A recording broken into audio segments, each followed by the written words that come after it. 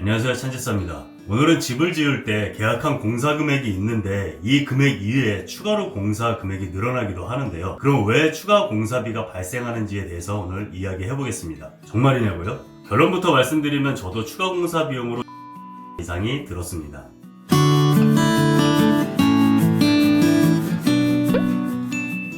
아마 이런 경험들은 있으실 거예요. 가령 냉장고나 TV를 사러 전자제품 매장에 갔는데 가서 보니까 내가 생각했던 예산보다 10만원이나 20만원 정도만 더 주면은 훨씬 더 좋은 제품을 살 수 있는 거죠.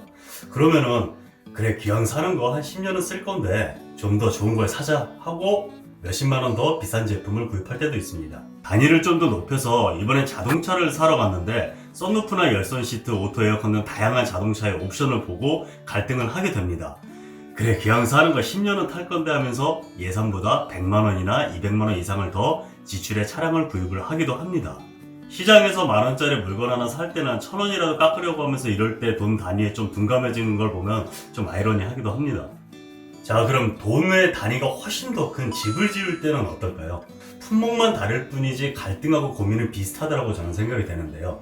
저 자재가 좀 더 고급스러워 보이는데 이런 공간도 있었으면 참 좋을 텐데 이런 고민 등을 하다가 그래, 기왕 짓는 거 평생 살 집인데 이렇게 스스로를 합리화시키면서 1000만원에서 2000만원 이상의 추가 공사를 하기도 합니다. 정말이냐고요? 멀리 볼 필요도 없이 제가 그 중에 한 명인데요. 그런 분들도 꽤 많이 있습니다.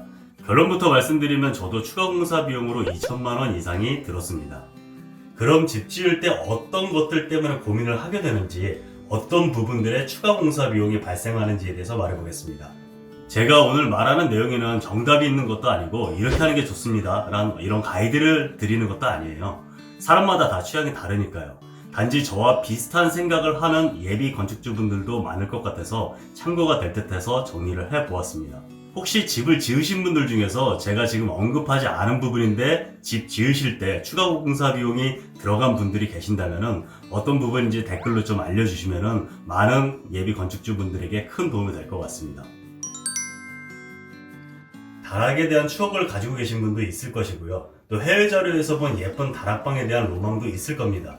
저는 처음 설계할 때부터 다락을 포함시켜서 설계를 했지만 그렇지 않은 분들은 공사 도중에 고민이 될 만한 부분이라고 생각이 됩니다.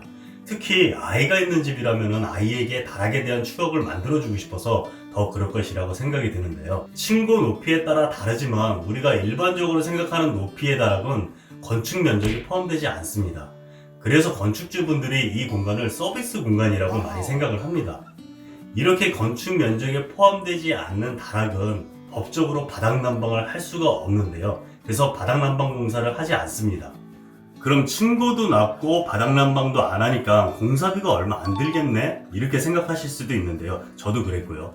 시공업체에서는 난방만 안 할 뿐이지 다른 방들과 같이 구조 잡고 단열, 전기, 벽지, 강화마루 같은 바닥을 깔고 모든 공사가 다 동일하게 들어가서 평당 가격의 50에서 70%까지 들어간다고 합니다. 예를 들어서 집 짓는데 평당 500만원이 든다라고 하면은 50%일 경우라도 다락을 만드는데 평당 250만원은 들어간다는 소리죠. 시공업체마다 가격의 차이는 있을 수 있다는 걸 먼저 말씀드리고요. 이해하시기 편하게 방금 말씀드린 250만원으로 예를 든다라고 하면은 다락을 5평만 지어도 1250만원이라는 추가 공사 금액이 나옵니다. 그런데 천장도 낮은 데다가 5평이면은 체감하기에 그렇게 넓은 평수는 아니거든요. 다락에서 빔 프로젝트로 영화도 보고 침대도 하나 놓고 좀 더 특별한 공간으로 만들고 싶다면은 제 개인적인 생각으로는 10평은 돼야 여유로울 것 같다고 생각이 드는데요. 10평이면은 2,500만원이란 공사 금액이 발생이 됩니다. 그리고 다락은 앞서 말한 것처럼 난방이 안 되니 겨울에 춥고 여름에도 천장이 낮아서 엄청나게 덥습니다. 여름에는 에어컨을 별도로 설치해서 사용을 하기도 하지만 겨울에는 추워서 사용을 하지 않는 집들도 많이 있습니다. 그렇게 본다면 사계절 내내 사용할 수도 없는 공간이란 소리인 건데요. 그래서 더 고민이 되는 곳이 다락입니다. 저는 다음에 또 집을 짓게 된다라고 하면은 다락을 안 만들고 싶은데요. 제 와이프는 또 만들고 싶다고도 하네요. 이렇게 같이 사는 사람도 저와 의견이 다른데 제가 다락을 만드세요 혹은 만들지 마세요 라고 말씀을 드릴 수는 없는 것 같고요. 활용도에 대해서 많이 생각해 보시고 결정하시길 바랍니다. 시공사에서 집을 지어줄 때 데크는 계약된 공사 금액에 포함되지가 않습니다. 그런데 시공사에서 서비스 항목이라고 해서 거실 전면 큰 창 앞쪽에 큰 창을 열고 마당으로 나가는 부분이죠. 그곳에 가로 6m, 세로 3m 정도 약 5평에서 6평의 데크를 서비스로 만들어주는 경우도 많이 있습니다. 제가 전세 살 때 데크 크기가 딱 그 정도 크기였는데요. 사용을 해보니까 그 크기가 조금 애매하더라고요. 테이블 놓고 6명 정도 사람들이 앉아있으면 왔다 갔다 하기에 좀 걸려요. 불편하더라고요. 그래서 그때 생각했던 것이 나중에 집 지으면 데크를 좀 넓게 깔아야 되겠다는 생각을 했었습니다. 전 취미가 목공이라서 가로 10m, 세로 4m로 데크를 직접 만들었습니다. 저는 직접 시공을 했으니 별도의 인건비 없이 자재값만 들었습니다. 그런데 저처럼 직접 하지 않고 이 공사를 업체에 의뢰하면은 자재비 포함해서 평당 60에서 70만원 정도의 비용이 발생을 하는데요. 데크를 제가 만든 것처럼 10m에 4m 정도의 사이즈를 만들면 약 12평 정도가 되는데요. 시공사에서 서비스로 6평을 만들어준다고 가정하더라도 6평에 대한 추가 비용이 발생을 합니다.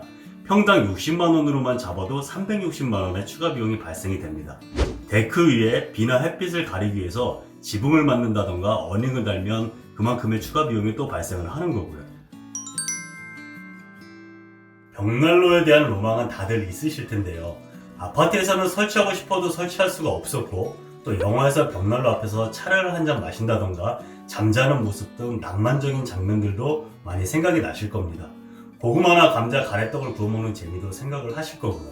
저는 벽난로를 설치를 했는데요. 제 경우에는 시공사의 벽난로를 설치해달라고 추가 요청한 것은 아니고요. 시공사와는 별개로 벽난로 업체와 계약을 했고 벽난로 업체에서 설치를 해줬습니다. 시공사에서 제 대신 계약을 해줄 수는 있겠으나 말하고 싶은 건 주택 시공사에서 공사를 할 수 있는 부분은 아닙니다. 벽난로는 브랜드별로 가격이 천차만별인데요. 그러나 저렴한 벽난로라고 해도 시공비 포함해서 몇백만 원은 하고 1000만원 이상 되는 제품들도 많이 있습니다. 그만큼 고가의 제품이기 때문에 쉽게 선택할 수 있는 것도 아니죠. 1000만원이면 경차 한 대를 뽑을 수 있는 금액이니까요. 아무튼 얼마짜리 벽난로를 선택하느냐에 따라서 다르겠지만 그 금액만큼의 추가 비용이 발생을 합니다. 벽난로를 실제 사용을 해보면 집안의 공기가 건조해지는 문제도 있고요. 별도의 장작 비용이 발생을 하겠죠. 또 관리의 불편함 등 단점도 있습니다. 그래서 벽난로 설치는 전원주택에 사시는 분들도 호불호가 많이 갈리는 아이템인데요. 벽난로 설치에 대한 제 개인적인 의견은 제 이전 영상을 참조해 주시면 좋을 것 같습니다. 썬룸은 집과 마당 사이에 위치한 아주 매력적인 공간인데요. 제 경우는 이곳에서 식사도 하고 운동도 하고 다용도로 활용을 하고 있습니다. 썬룸이란 단어가 어색하신 분들도 계실 텐데요. 아파트를 보면 좀 큰 베란다라고 생각하시면 되고요. 인터넷에 썬룸이라고 검색해서 다양한 시공 사례를 참고해 보시면 도움이 될 거라고 생각이 됩니다. 썬룸은 크기와 사용하는 자재에 따라 금액도 상이하지만 벽난로가 100만원대부터 시작한다고 하면 썬룸은 최소 1000만원 이상부터 시작한다고 보시면 됩니다. 다른 것보다 샤시와 창호에 대한 비용도 꽤 들어가는데요. 저희 집 썬룸의 크기는 대략 6평 정도 되는데요. 오래돼서 정확하진 않지만 약 1500에서 2000만원 정도의 비용이 들었던 걸로 기억을 합니다. 썬룸은 벽체나 바닥 등 단열 공사가 안 되는 곳이라서요.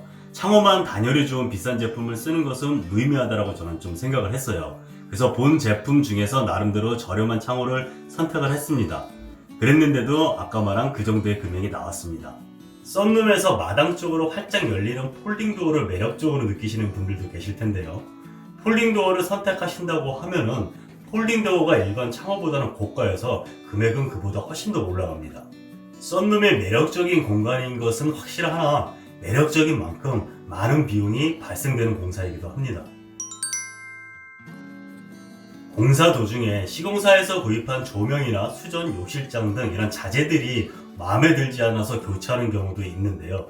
시공업체에서는 아주 저렴한 싼 제품을 사용하는 건 아니에요. 그러나 예산이 한정되어 있기 때문에 보편적인 제품들을 사용을 합니다. 만약 좀 더 특이하고 내가 원하는 제품으로 변경하고 싶다면 차액만큼의 추가 비용이 더 들어갑니다. 예를 들어서 시공사에서는 예산에 맞춰 10만원짜리 해바라기 샤워기를 설치하려고 했는데 제가 20만원짜리가 마음에 들어서 바꿔달라고 하면은 차액인 10만원의 추가 금액을 제가 지불해야 되는 거죠. 저는 사진에 보이는 이 수전하고 해바라기 샤워기가 지금 보면 별거 아닌 것 같은데 그 당시 일명 꽂혀가지고 변경을 해서 설치를 했고요. 중문도 기본 유리였는데 망임 유리로 변경을 하고 조명도 몇 가지 변경해서 추가 금액이 발생을 했습니다. 자잘해 보이지만 이 금액도 다 합치면 적지 않은 금액이 나오더라고요. 저는 결론적으로 다락은 처음 설계 시 포함된 거고 데크는 직접 시공을 했으니까 이 두 가지를 제외하고요. 추가 공사로 비용이 들어간 항목은 썬룸과 벽난로 그리고 방금 말한 수정 조명 같은 자재들입니다. 이렇게 말을 하니까 집 지을 때 제가 돈이 되게 여유로웠던 것처럼 느껴지실 수도 있을 텐데요. 여유가 있었던 건 절대 아니고요. 서두에 말한 것처럼 그래 기왕 짓는 거 이 생각 하나 때문에 계획이 없었던 몇천만 원의 빚이 더 추가되었습니다. 그래서 추가 공사한 것을 후회하세요? 라고 저한테 물으신다면 솔직히 가끔은 그 돈으로 차를 바꿀 걸 그랬나? 뭐 그런 생각은 합니다만 후회하지는 않습니다. 집을 짓는 여러 경우 중에 하나의 에피소드로 참고해 주시면 좋을 것 같고요. 예비 건축주분들은 나한테 정말 필요한 것인지 필요하면 나중에라도 추가할 수 있는 공사인지 이런 것들을 잘 판단을 하셔서 계획을 세우라고 말씀드리고 싶습니다. 집을 지을 때 이런 추가 공사 금액 말고도 건축비 이외에도 들어가는 비용이 꽤 있어요. 그 금액도 적지 않은 금액인데요. 집 지을 때 예산을 어떻게 잡아야 좋은지에 대해서는 다음에 따로 정리해서 말씀드리도록 하겠습니다. 오늘은 추가 건축비에 대해서 말해보았습니다. 다음에 좀 더 유용한 정보로 찾아뵙겠습니다. 감사합니다.